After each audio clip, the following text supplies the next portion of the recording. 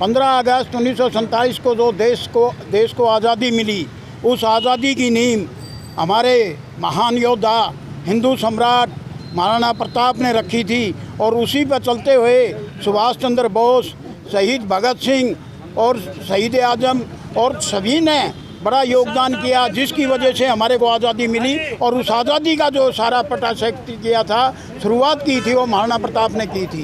धन्यवाद। आज महाराणा प्रताप जी की 481वीं जयंती है। महाराणा प्रताप जी का नाम कुछ लेने का ज़रूरत नहीं है। सूर्य की तरह चमकता हुआ नाम है पूरे हिंदुस्तान में, पूरे विश्व में। एक लड़ाई उस समय उन्होंने लड़ी थी पूरे हिंदू धर्म के लिए, ना कि किसी जाति के लिए। पूरे हिंदू धर्म के लिए उन्होंने एक युद्ध किया अकबर जैसे उस समय के शासक के साथ। और वो शासक भी ऐसा था कि जब सभी जानते हैं मुगलों को किस प्रकार से उन्होंने जुल्म किए थे।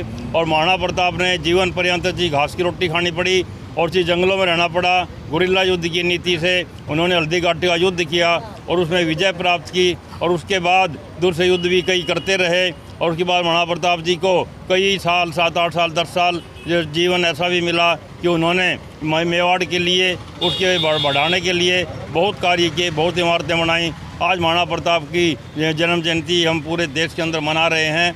कोरोना की वजह से सभी गाइडलाइंस को हम पूरा कर रहे हैं और लेकिन महाराणा प्रताप जी का नाम अमर रहेगा। यह सब हम यहाँ पर प्रण करते हैं और उनके बताए हुए रास्तों पर और उनको सबको साथ लेकर चलने के रास्ते पर हम चलेंगे और महाराणा प्रताप जी का नाम रोशन करते रहेंगे। प्रताप जी की जयंती के उपलक्ष्य में हम लोग यहाँ एकत्र हुए हैं और इसमें जो उन्होंने देश की सेवा के लिए जो कार्य किए वो सदैव याद रखे जाएंगे। और जिस प्रकार से कई युद्धों में उन्होंने मुगलों के धूल चटाई, इस प्रकार के नेता जो अपना घर राजमहल छोड़ के और जंगलों में रहे और भील जाति ने उनका साथ दिया। और भील जाति के लोग आज भी वो हल्दी घाटी का मैदान मैंने देखा है और हल्दी घाटी के मैदान से उनकी जीत की शुरुआत हुई। और जंगलों में रहकर उन्होंने बहुत ही सूक्ष्म सा भोजन लिया, चाहे घास की रोटी हो, चाहे कोई अन्य कंद मूल फल थे, उनको लेकर उन्होंने समाज के लिए काम किया। आज समाज ये चाहता है कि जिस प्रकार से महाराणा प्रताप जी ने अपने आदर्श प्रस्तुत किए, उसी प्रकार इस जयंती के अवसर पर सभी लोग उनके आदर्शों को लेकर आगे बढ़ें। निश्चित रूप से हमारे समाज का और महाराणा प्रताप जी की जयंती का इसमें अर्थ छुपा हुआ है। सारी प्रकार से हम लोग एकत्र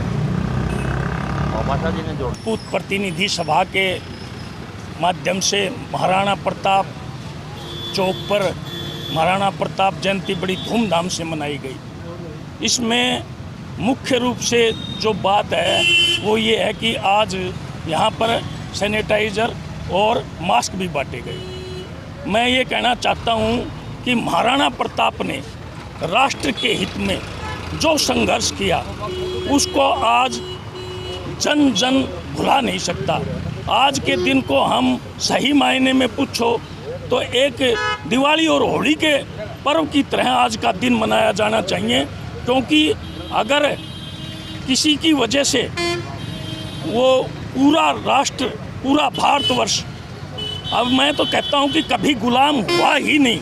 कई लोग कहते हैं कि मुसलमानों के गुलाम हुए, अंग्रेज़ों के गुलाम हुए। मैं कहता हूँ कि ये वंश ऐसा वंश रहा है जिसने वंश परंपरा के मुताबिक हमेशा एक गुलामी की। देश के प्रथम स्वतंत्रता सेनानी, युग पुरुष, छात्र धर्म के रक्षक, हिंदू धर्म के उपासक उस महाराणा प्रताप जी के 481वीं जन्म दिवस पर आज हमने 36 बरादरी को साथ लेकर के या